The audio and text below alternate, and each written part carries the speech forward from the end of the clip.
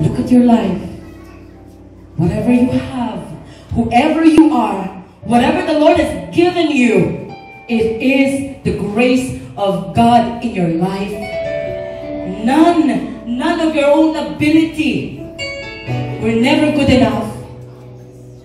And this is what my Father has taught me, anak.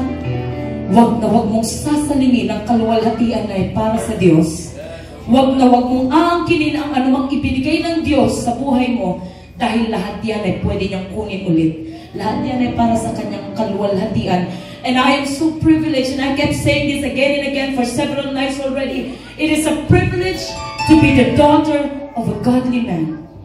A man who loves Jesus and who wants to give all the glory to Jesus.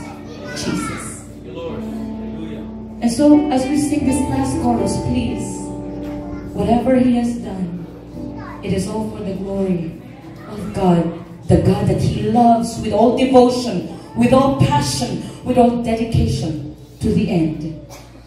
To God be all the glory. Sing it again. To God be all the glory. Look at your life.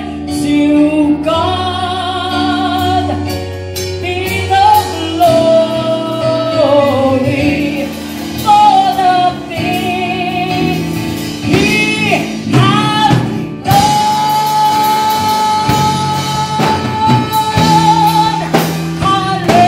Hallelujah.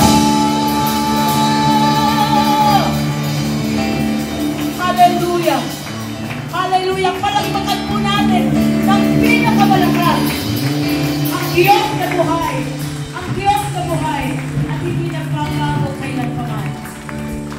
Hallelujah. Jehovah Adonai. Hallelujah. Yeshua Adonai. And all of God's people say Amen, Amen, and Amen. Kayo po natin makakaupo na sa presensya ng banal na Diyos.